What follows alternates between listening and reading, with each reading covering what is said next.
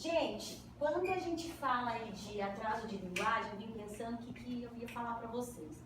Então, assim, o mundo acho que nunca se comunicou tanto e também nunca se comunicou tão mal, né? Eu tenho uma filha de 12, um de 8 e uma de 6. Então, agora ganhou celular. Então, às vezes ela me passa mensagem que eu literalmente tenho que ligar a tecla SAP para poder entender, né? Assim, ó, BLS, VLW, aí eu ligo e falo, Sofia, você me fala o que você está querendo dizer, porque eu não entendi, né? Isso tem acontecido muito. Essas histórias tecnológicas, vocês, principalmente uma outra geração, vocês têm se comunicado cada vez mais tecnologicamente e cada vez menos face a face. E a gente vai ver que a linguagem humana se dá pela imitação, pelo mimetismo, pelo você curtir o que está acontecendo do lobo frontal, então você achar que aquilo é interessante para você, é isso que você vai aprender. E a gente vem perdendo um pouco isso ao longo do tempo. Então, ao mesmo tempo que a gente fala que está se comunicando muito, a gente pega crianças ali que os pais saíram para trabalhar, cataram a criança dormindo, levaram para a escolinha, e aí depois no final do dia, quando cataram a criança também já está dormindo, ela ficou lá na escola o dia inteiro, quer dizer, ele não teve esse contato, teve na escola, se a gente torcer para a escola ser uma escola muito bacana, que está estimulando bastante, mas ele não teve esse contato tete a tete ali, ficou às vezes dias sem escutar a voz do pai, a voz da mãe, literalmente. E isso leva a um grande prejuízo de aprendizagem. Mas ao mesmo tempo, esse mundo moderno também levou a gente, as crianças estão na escola, então as especializações estão cada vez melhores. Teoricamente, no mundo ideal, falando de Suzão, falando dessas escolinhas, mas você tem lá profissionais que fizeram pedagogia, fizeram isso, fizeram aquilo. Então eles estão mais atentos aos passos do desenvolvimento, as coisas ficaram mais quadradinhas. Olha, ela não preencheu aqui, ela não está conversando tanto com o coleguinha, olha, ele não está tendo um comportamento tão adequado. E aí eu falo que as outras profissões foram se especializando mais que a gente, que é o que a gente estava conversando aqui com a Roberta. Então outro dia eu estava no consultório e recebi uma criança para avaliar a aprendizagem e veio com uma carta da pedagoga, passou pela psicopedagoga, me pedindo para fazer um P300, para fazer um bera de fala, me fazer um potencial, uma avaliação de processamento. Na verdade, o que ela queria de mim é que eu só fizesse o pedido, né? Aí você fala, nossa, então, você tem duas sensações. Uma é, nossa, eu sou um pedidor de exame. Acho que todo mundo, vocês já devem ter passado por isso. Quantos pacientes vocês não recebem? Fala, eu vim aqui porque a forma pediu para pedir um processamento, né? E outra é, tem gente que está estudando bastante, então realmente acho que eu preciso dar uma corrida atrás para a gente poder saber o que é. E a gente, otorrino, ficou para trás, tá? Porque aí sobra muito aquela história que já passou na fono, a escolinha já falou que não tá tão legal, e tem muito fono boa no mercado, que sabe muito o que está fazendo, tem muita TO boa no mercado, que sabe muito o que está fazendo. E a gente, otorrino, ficou como, passa lá para ver se você escuta, né?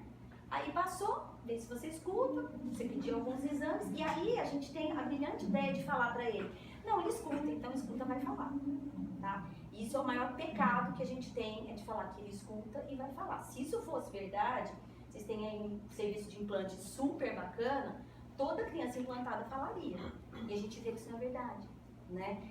Toda criança protetizada e bem terapeutizada falaria. E a gente vê que também isso não é verdade. Porque você tem um caminho muito grande entre ouvir e falar, né? Existe uma grande rede de conectomas que vão fazer com que isso tenha que funcionar. E eles têm que estar funcionando numa cadência muito linear, senão vai haver algum tropeço aí nesse meio tempo, tá? Então, acho que a gente, otorrino, precisa abrir um pouco o nosso campo, né? A família faz isso, mas vocês precisam saber que essa criança chegou nesse ambulatório, que tem alguma coisa errada. Não precisa nem saber o que está errado, mas precisa saber que tem alguma coisa errada. Quando eu comecei, assim, nesse universo, teve um dia que eu fiz um exercício comigo no consultório, de tentar ver quantas crianças com atraso de linguagem eu atendia naquele dia. Num volumão, né, porque a gente tem que trabalhar, tem muito filho para poder criar, você vai pegar, em média, 5, 6 pacientes. Se você não está pegando, é porque você não está perguntando. Você não está atento a isso. No ambulatório da Rebeca, vocês vão pegar de monte. Então, eu vou propor esse desafio para vocês. No próximo ambulatório de pediatria, perguntem e vejam quantas crianças com atraso de linguagem vocês vão pegar, tá? Bom, linguagem, quando a gente fala de linguagem, a gente está falando de ser humano. O homem só se tornou um homem a partir do momento que ele desenvolveu linguagem, tá? Quando a gente está aqui conversando, você está pensando o que você vai falar, o que você vai fazer à tarde, um ambulatório aí de base do trânsito vai começar daqui a pouco, quantos pacientes que tem, vocês estão conversando com vocês mesmos. Então, a linguagem, ela é um instrumento do pensamento. A gente só fala, a gente propõe estratégias do que a gente vai fazer, o que nós vamos fazer amanhã, o que a gente fez ontem. O homem, então, se tornou homem a partir do momento que ele desenvolveu a linguagem. Então, agora, vamos fazer um videozinho lá, Epcot Center, quem está dormindo acorda ou dorme de vez, e aí na hora que acabar o videozinho a gente conversa de novo, tá? Mas para a gente ver aqui a importância dessa linguagem.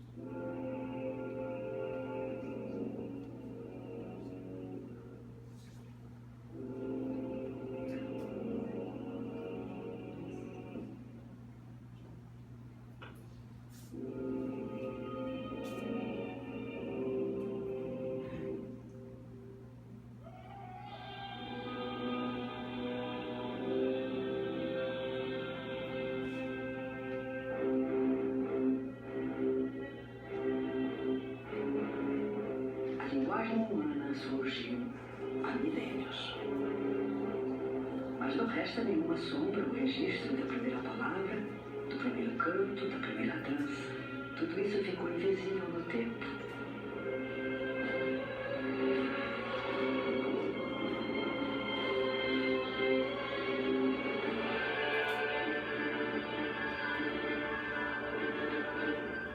Com a linguagem, nasceu o universo propriamente humano.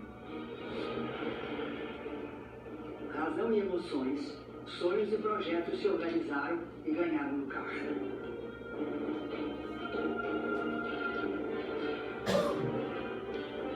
Só nós, os humanos, podemos escapar do presente e planejar o futuro. Só nós temos saudades do que passou e podemos inventar outros juntos.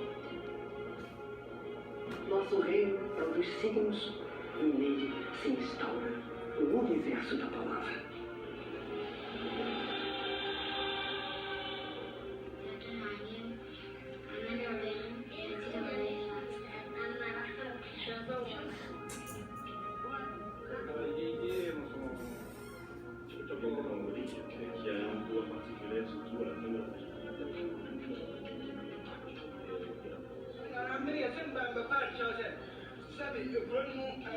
كان كبير كتير بجانب أنا مشتاقة كتير. Não existe humanidade sem língua. É ela que dá sentido e significado ao que somos, pensamos e fazemos.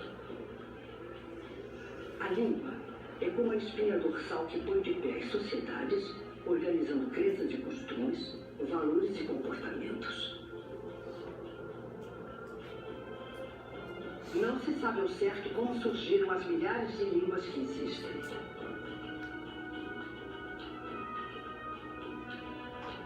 O que se sabe é que elas foram se formando nos mais variados cantos da Terra.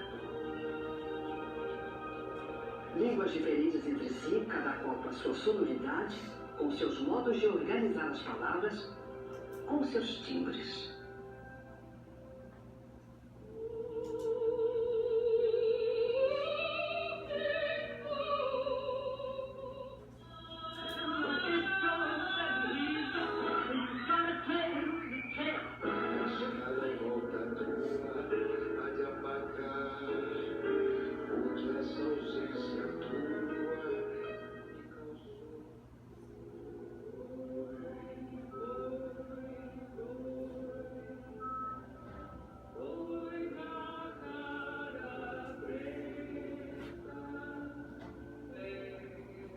Todos nós nascemos dentro do universo da nossa língua materna.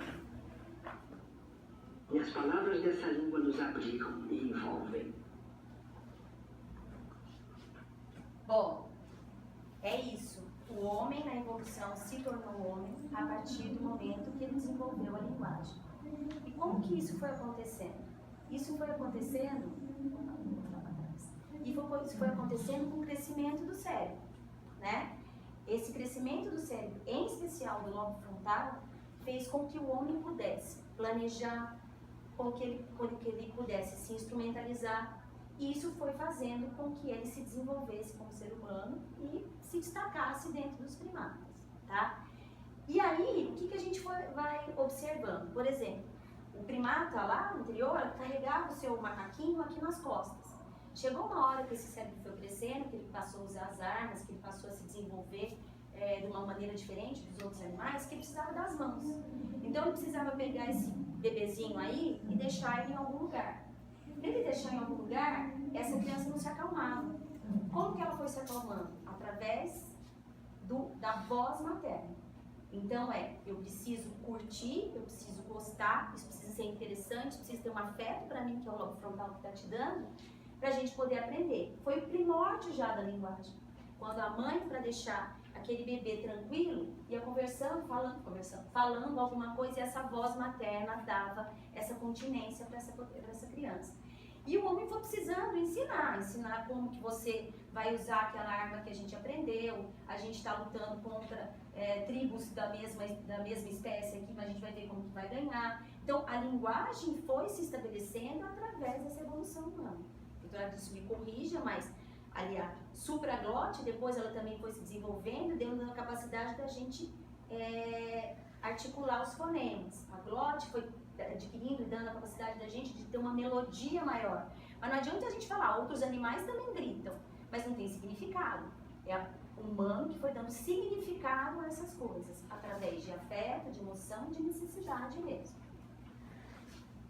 Então, olha só, a comunicação materna, mãe é base de tudo, a gente sabe disso, e é verdade, porque foi a mãe do macaquinho ali que ela teve que começar a conversar com ele, que foi desenvolvendo essa base da linguagem para frente. Então, é através da imitação que a gente aprende. A gente só aprende quando a gente imita. Por isso que aquela história da minha pintadinha não vai ensinar a criança a falar.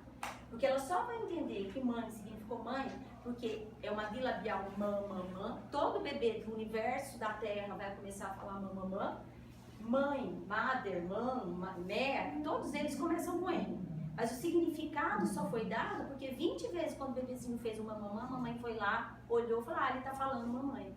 Então isso vai dando significado à linguagem, tá? Então à medida que o lobo frontal ele foi crescendo, à medida que a gente foi tendo vontade de fazer as coisas, a gente foi aplicando essas coisas, o lobo frontal a gente está aqui, ele que é o responsável por você estarem mantendo a atenção ou não, mantendo o foco ou não, tá? Da gente poder desligar as coisas que estão ao redor. Eu vou me conter para não pegar o celular agora, porque eu vou prestar atenção nisso.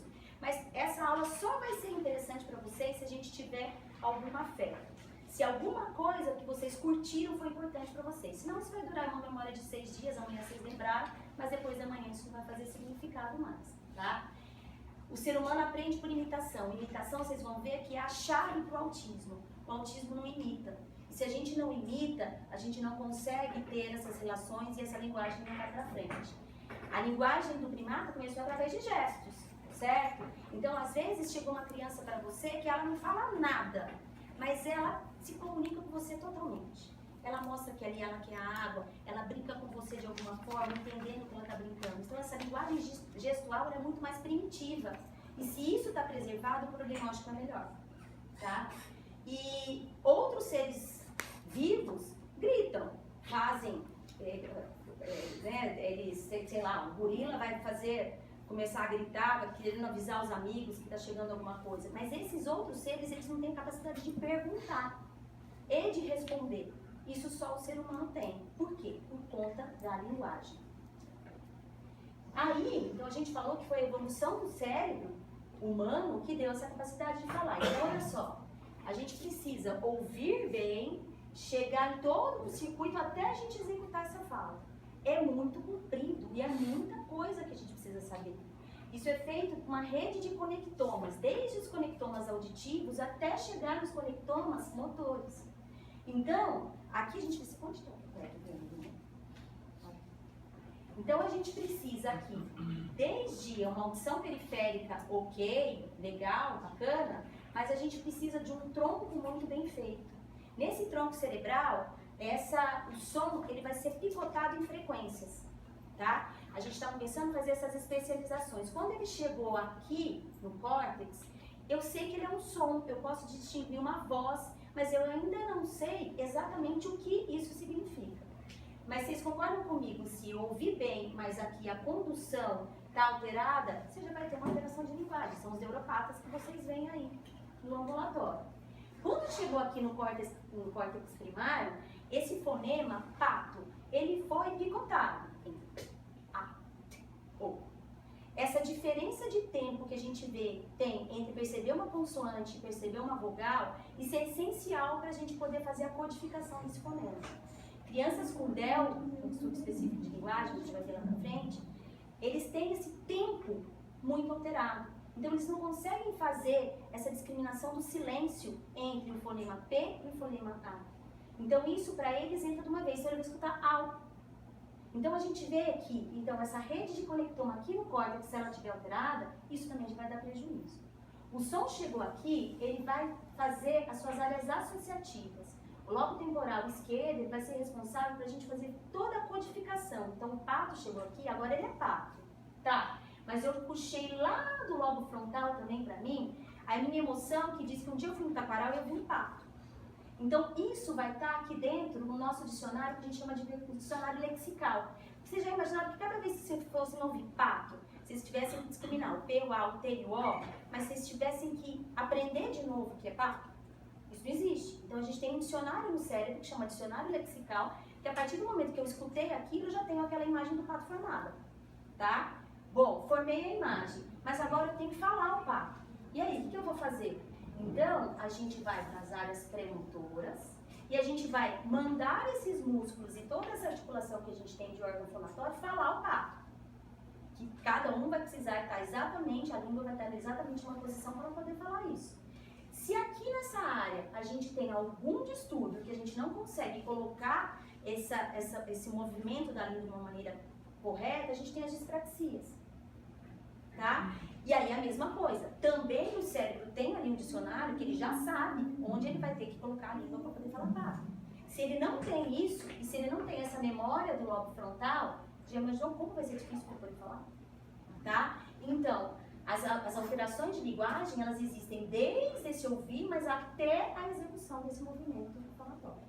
Tá? Bom, a linguagem, os atrasos, eles estão aí. Façam o que eu falei para vocês, peguem o ambulatório da Rebeca e vejam quantas crianças vocês vão diagnosticar com atraso de linguagem, tá? Isso tem um fator econômico muito importante, a gente vai ver, olha.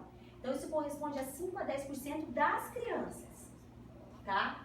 1% dos pré-escolares, eles chegam na escola com algum tipo de atraso. Pode ser só troca, tá? Ou pode ser criança que não está falando nada em relação àqueles pais, tá bom? Olha, 20% da população de 2 a 12 anos tem algum tipo de alteração de comunicação, quer seja de aprendizagem, quer seja de leitura. Uma criança que atrasou a fala, ela é um contínuo para atrasar a leitura e para atrasar a escrita. A gente vê que existe uma linearidade nisso, tá? Olha, 7 a 30% da população de crianças com 5 anos sem problemas auditivos, a gente já restringiu então o universo, tem algum tipo de alteração de linguagem, tá? Quando a gente coloca aqui para outros espectros, outras síndromes, como autismo, por exemplo, 50% dessas crianças vão ter alteração de linguagem. Por isso que crianças com outros tipos de alteração de comportamento, X-frágil, DEL, elas invariavelmente vão cursar para trás de linguagem. E talvez seja isso que vai levar os pais a começarem a procurar ajuda, que vai chegar no consultório de vocês. Bom, olha esse trabalho que diz que crianças de 2 a 3 anos que atrasaram a linguagem, 20% dessas crianças precisaram na vida de ao menos uma aula de reforço. 20% dessas crianças necessitaram depois de educação especial. E ao longo do tempo que eles foram observando que essas crianças, 18% tinham DEL, 14% eram autistas e 12% tinham alteração de comportamento diagnosticado com transtorno de déficit de atenção e hiperatividade. Tá? E foi na linguagem que começou tudo isso. Esse trabalho é super interessante, é um trabalho feito por economistas dos Estados Unidos e mostrou o impacto que essa alteração de linguagem ele dá financeiro também numa sociedade, né? Essas pessoas, eu vi outro dia, não sei se vocês já viram, não sei, acho que foi na GNT, um programa mostrando presos nos Estados Unidos, que estavam naquelas prisões já, como é que chama? Prisão pra sempre, gente? Esqueci. Perpétua. E por crimes hediondos e tudo mais. Fizeram uma pesquisa avaliando e a maioria deles teve problema de linguagem, problema de aprendizagem. Por que isso? Porque, principalmente se a pessoa ela tem um cognitivo preservado, o fato dela não se comunicar bem, depois dela ter essas alterações de aprendizagem mesmo, de alfabetização, esse universo, isso vai dando uma alteração da autoestima muito grande para eles. Então é muito comum essa relação de pessoas com atraso de linguagem de aprendizagem, com depressão, com a tendência a suicídio. Essas crianças, a gente acredita que a via disso do TDAH seja a mesma, porque é muito difícil você pegar uma criança com DEL que não seja super agitada, que não tenha um comportamento super alterado. Então a gente sabe que fisiologicamente isso é mais ou menos o mesmo circuito, tá? E aqui a gente vê, ó, que isso afeta para eles as escolhas profissionais na vida adulta, é óbvio, né? Eles vão ter maior tendência a emprego, desemprego. A taxa de desemprego entre essas pessoas fica de 75%, tá? E um custo de 2,5 a 3% do PIB. Isso nos Estados Unidos. Imagina aqui pra gente, tá? Então, ó, a alteração de linguagem oral é um caminho para alteração na leitura e na escrita e vai levar uma repercussão na vida adulta. Seguinte, também tem boas notícias. Cerca de 50 a 60% das crianças que chegaram para vocês com atraso de linguagem, no período de 12 meses, elas vão se resolver sozinhas. Pode ser que aconteceu algum gastamento aí no meio do caminho e aí chegaram e elas vão atingir os seus pais em 12 meses. Então tá tudo resolvido. A gente não precisa investigar, a gente não precisa orientar e mandar para fora. Não. 50% dessas crianças, isso pode ser realmente um atraso temporário do desenvolvimento, que isso vai se resolver ao longo do tempo. Mas a gente pode ser o início de algum problema de neurodesenvolvimento sério. Autismo, DEL, alterações epiléticas e tudo mais. E a única forma da gente poder melhorar essa situação é tendo uma intervenção precoce, tá? Então, é inviável no Brasil que a gente mora, toda criança que chegou lá, a criança com um aninho, ela não está falando todas as palavrinhas. Toda criança vai para flor? Não, isso é economicamente inviável. Mas ela vai voltar daqui 2 meses. Ela melhorou? Ela já atingiu os pares? Beleza, tudo bem, tá tudo tranquilo. Não, ela não melhorou. Então a gente vai começar a fazer uma investigação mais profunda e aí essa criança vai fazer uma intervenção precoce. O comportamento dessa criança tá ok?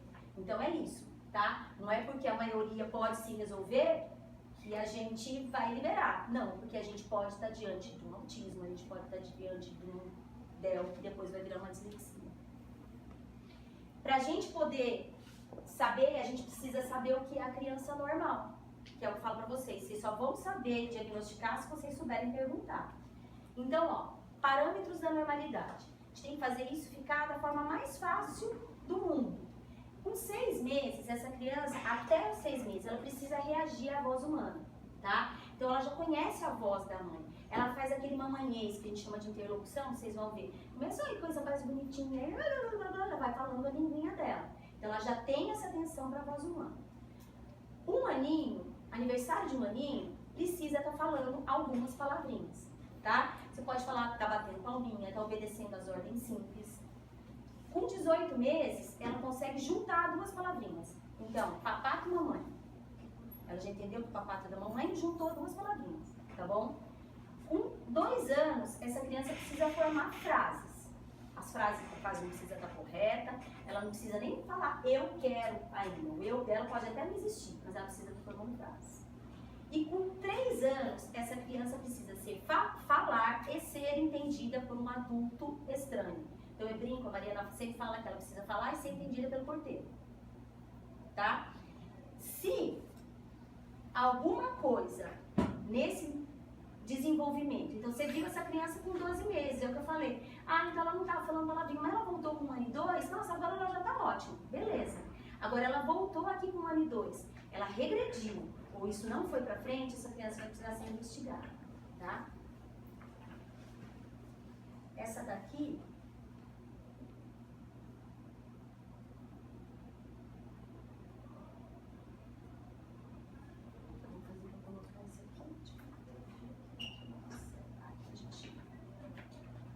Essa é a Isis, ó.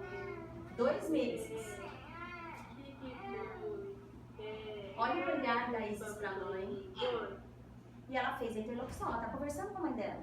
Não tem sentido nenhum, mas ela conversou com a mãe dela. Tá? Essa é a Laura. A Laura tá com 18 meses. Mas por que você fez cocô na banheira? Ela fez cocô na banheira, ela tá contando a volta, ela fez cocô na banheira. E agora a banheira tá suja. Fez no chão. Você fez cocô na banheira? Fez. Fez sim. Conta a verdade. O que aconteceu? O que aconteceu? Conta pra vovó. Vocês viram a interlocução? Ó, vovó, papai e. Então, ela fala, tá juntando 2 palavrinhas, mas olha o comportamento dela. Ela fez cocô na banheira. Eu tô mostrando pra vovó que eu fiz o cocô na banheira. O que eu vou fazer agora? Então, ela não tá falando tudo, mas ela tá dentro da normalidade, tá? A Laura é minha sobrinha. Agora, olha lá, com 2 anos e meio. Tá gostoso esse bolo? Ah, você gosta de bolo? Então fala obrigada, tia Carla. Obrigada, tia Mariana.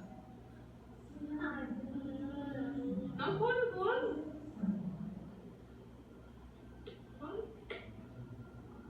Isso. Laura, sorria pra foto.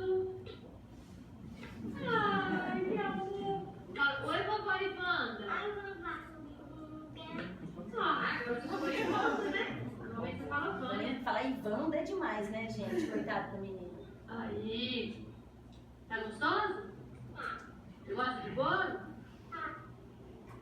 Tchau. Então, ó, Fala tchau pra mamãe. ela olhou pra mãe, ela entendeu o que a mãe estava perguntando, ela repetiu o que a mãe está perguntando, se tudo tem coerência, a brincadeira tem coerência.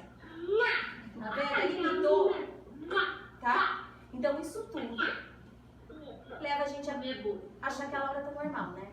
Tá tudo certo. Certo, então, ó. A criança até 6 meses tem que estar conversando com a mãe no mamanhês, precisa estar olhando para a mãe. Com 18 meses, ela precisa estar juntando palavrinhas, e com 2 aninhos e meio, 3 aninhos e meio, precisa estar conversando que nem a Laura, tá? Mais do que só as palavras, a gente precisa avaliar o comportamento dessa criança, tá bom?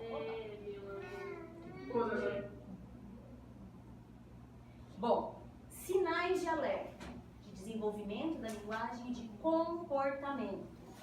Criança com 1 mês, ela precisa, a mãe está amamentando, ela troca o olhar com a mãe. Ela olha para a mãe no olho, tá?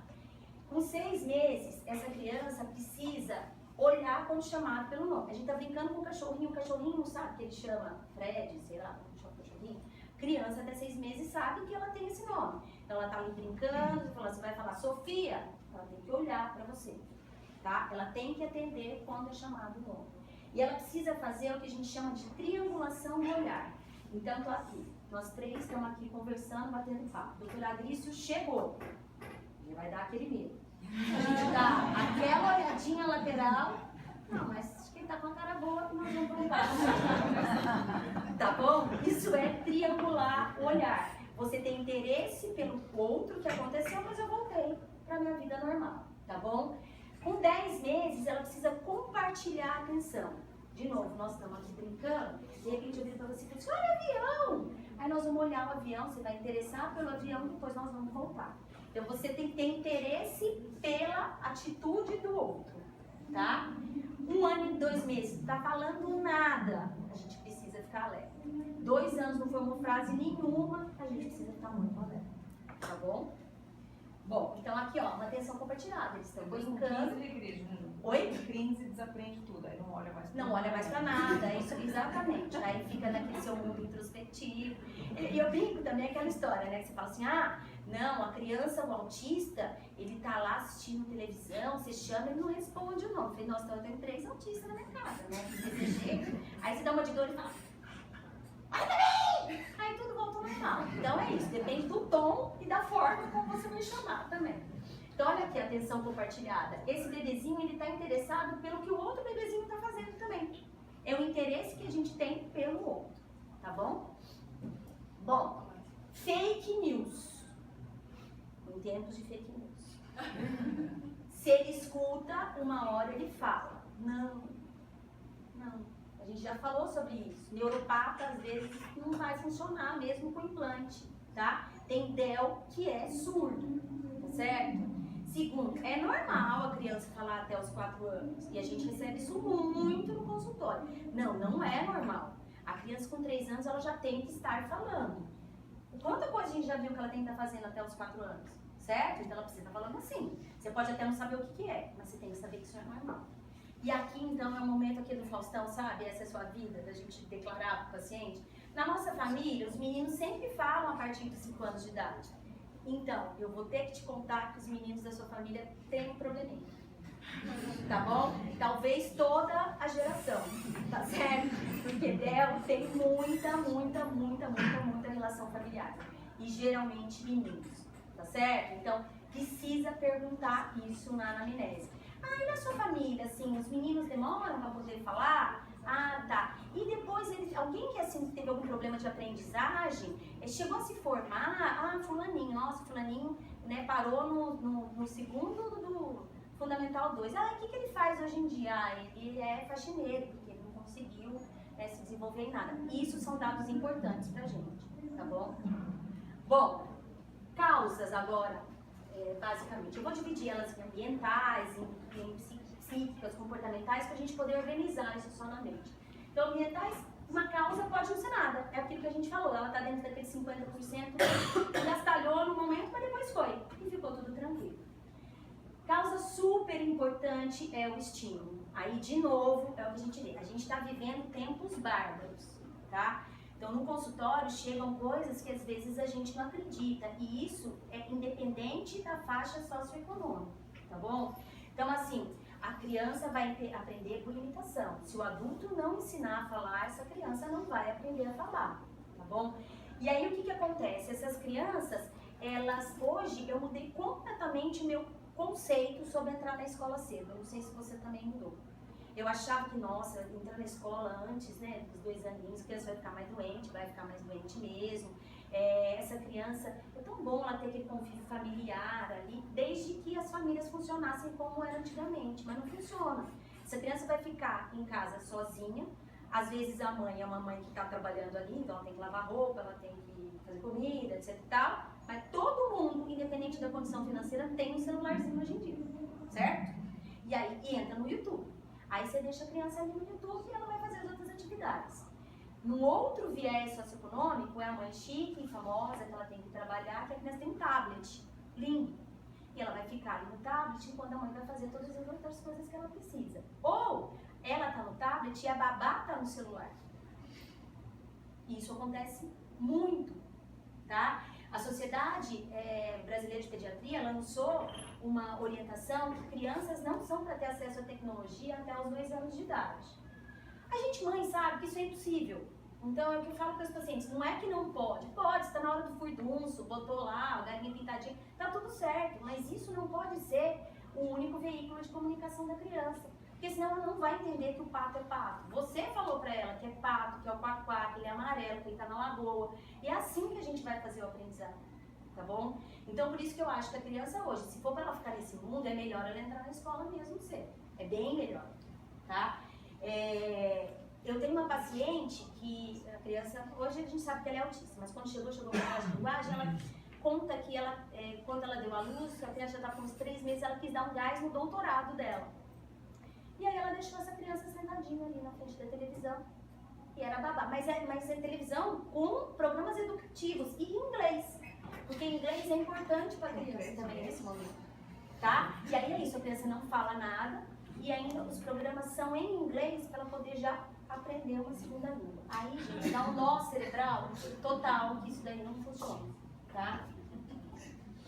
Bom, causas importantíssimas são as alterações sensoriais, dentre eles a surdez. A gente está careca de saber. E vai ter um grande vilão aqui, que é o titimédia secretor, tá? Que eu até deixei um lugarzinho reservado para ela, tá? Então, ó, a privação auditiva, ela vai te levar a uma privação linguística. E num período crítico, porque do mesmo jeito que a gente tem, não tem lá que implantar a criança até 1 aninho de idade, que você vai aproveitar a neuroplasticidade, aqueles neurônios vão ajudar a adquirir essa outra forma, e depois esse neurônio vai esquecer que ele é auditivo. A mesma coisa é para a linguagem. O período crítico da linguagem, que a gente precisa dessa estimulação, é 3 a 4 anos. Passou dessa época, você vai ter um aprendizado, mas isso vai ficar muito mais difícil. Aqui eu tô falando para vocês, se vocês pensarem no mundo de um surdo profundo mesmo, tá? Então imagina um surdo profundo que não tem nada, ele não tá tendo acesso a palavra nenhuma, tá? Se a gente aqui, nesse período crítico, não deu para ele esse estímulo, mesmo que ele seja reabilitado depois, ele vai ter uma inibição da fluência. Então aquela voz de surdo que a gente vê, que é aquela coisa meio, né, ela é segmentada, tá bom? Isso vai levar a um prejuízo cognitivo e acadêmico. Ele é severo e ele é irreversível, tá? E isso se prolongando é o que a gente chama de síndrome da privação linguística. A criança, e existe, 7 anos, lá naquele dia que a gente vê muito, 7 anos, chegou lá, nunca usou o aparelho, surdo profundo, vai para a escola e fica lá naquele passeio e não tem linguagem nenhuma. Essa criança, ela vai funcionar como um deficiente intelectual. Então, ela não era, mas ela se torna. Por quê? Porque a gente é humano por conta da linguagem. Essa criança não tem pensamento, essa criança não tem sonho, então ela passa a funcionar como um deficiente intelectual. Bom, aí é aquela velha história. A gente precisa do diagnóstico precoce. Aí a importância da TANU. Aí outra fake news que vocês aqui sabem. Emissão presente não quer dizer que o sujeito ouve. Não, então você vai perguntar na sua anamnese, então ele escuta, ele fez teste da orelhinha? Fiz. Tá resolvida a sua vida? Não, tá? Porque a maioria da triagem que é feita aqui pra gente no Brasil é feita com uma emissão. Neuropatia, o indivíduo ele pode ter uma emissão presente no nascimento, mas ele vai ter um mero ausente, porque a condução neural dele, ela é ruim. E essa criança ela é uma surda, tá? Aqui, a gente acaba deixando o vero automático como diagnóstico, como triagem para pacientes com fatores de risco. Então, todos aqueles que a gente vê da Comusa, prematuridade, baixo peso, história familiar, consanguinidade, citomegalovírus durante a gestação, isso tudo é fator de risco para surdez. Essa criança, mesmo que ela tenha uma emissão, ela precisa fazer um vero, gente. Tá? Porque a gente tem que ter certeza que essa parte neural dela tá ok, tá bom? E essa criança, ela precisa ser acompanhada até os 7 anos de vida. Citomegalovírus gestacional, essa criança pode ter reativação do citomegalo ao longo da vida. Então, ela pode ter nascido bem e ficar surda, tá bom? E nas neuropatias auditivas também, geralmente eles nascem e a emissão está presente, mas essa emissão também pode ficar negativa ao longo da vida, tá bom? Essencial a reabilitação precoce, quer seja com ASE, né, com aparelho, quer seja com implante, mas a fono é essencial, é aquela fala. Você vai para o Japão, se você não fala japonês, você está escutando, mas aquilo não tem significado nenhum para você. Então, precisa ensinar a ouvir, tá? E aquilo que a gente falou, entre o ouvir e o falar, tem um caminho longo, tá? Então, não é porque ele ouve que ele vai falar. A gente precisa fazer com que ele fale. Aqui, ó, no audiograma da fala, o que a gente precisa lembrar?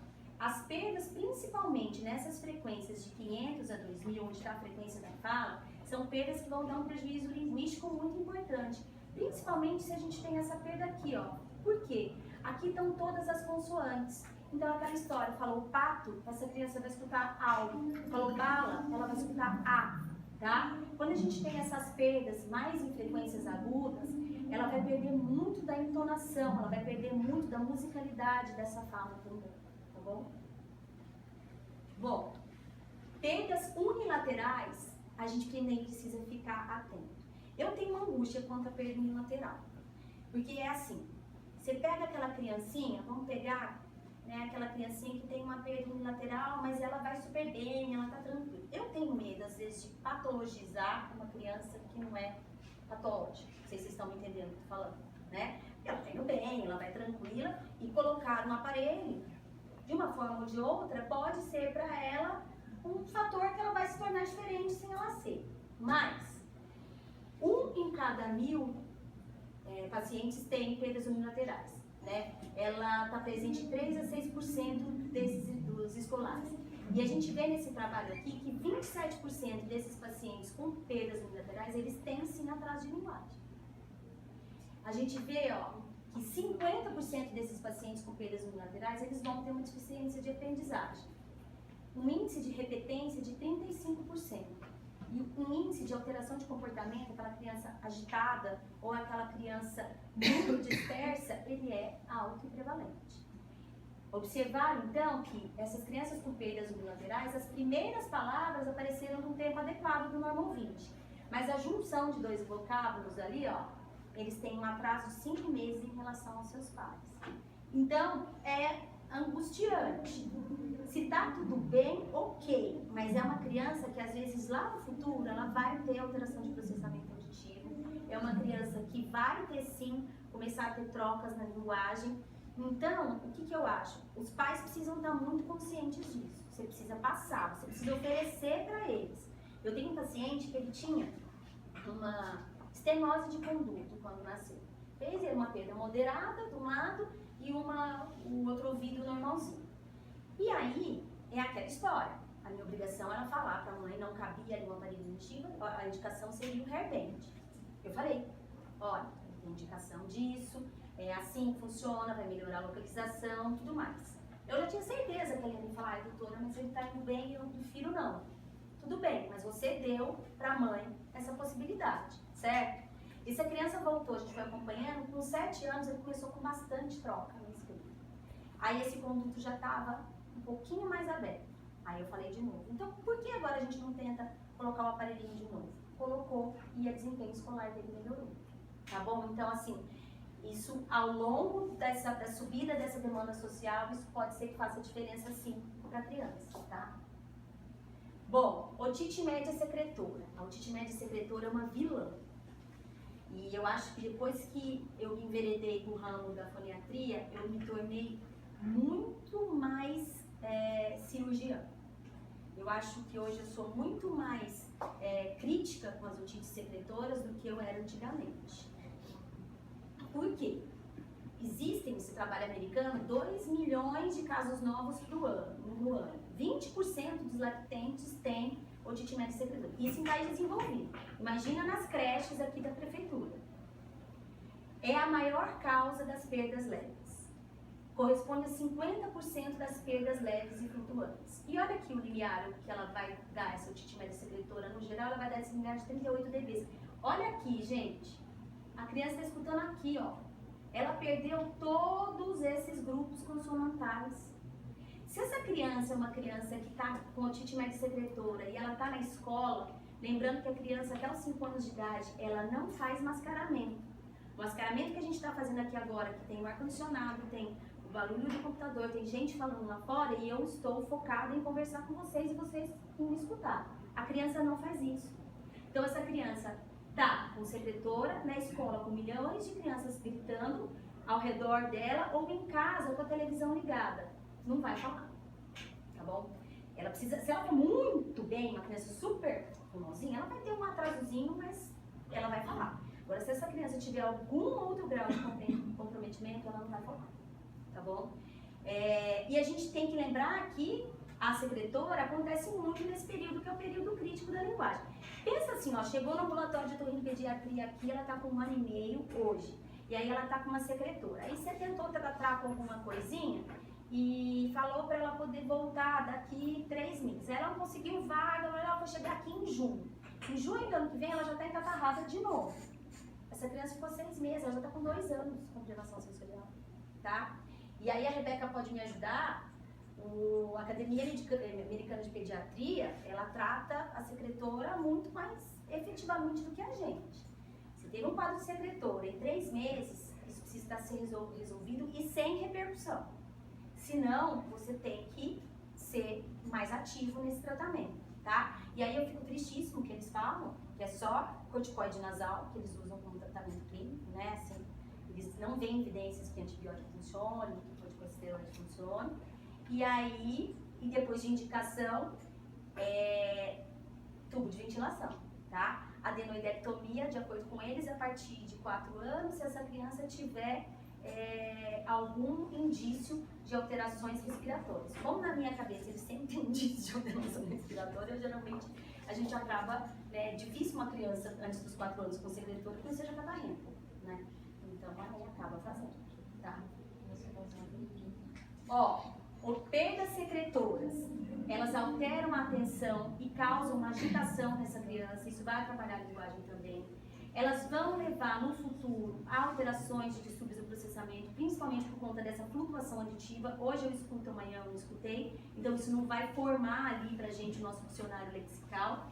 E crianças que têm perda auditiva, que têm alteração de linguagem, alterações de neurodesenvolvimento, quer seja autismo, DEL, Down, qualquer outra coisa, a secretora é um fator de risco muito importante, ela precisa ser resolvida, tá bom? Então a gente precisa orientar as pessoas sobre o impacto que essa otite média secretora pode trazer na linguagem. Outras causas de alterações de linguagem, causas neurológicas, existem os quadros de epilepsia, Landau, Kleffner, por exemplo, são ondas que vão aparecer, crises epileptiformes, só durante o sono. Isso vai queimando o neurônio mesmo. Né? Então essa criança é uma criança que começa a ficar mais lenta, começa a ter esse atraso no desenvolvimento. Às vezes a criança estava evoluindo bem, depois ela parou, tá? Então a gente precisa estar atento a essas alterações.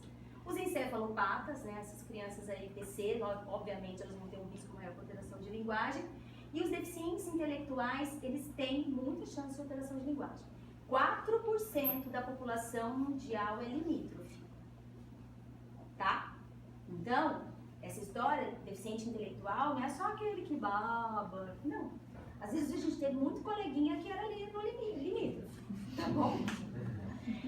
Aqui, muito importante, o autismo, que a gente vai falar melhor pra frente, e as alterações comportamentais. Hiperatividade altera muito a memória.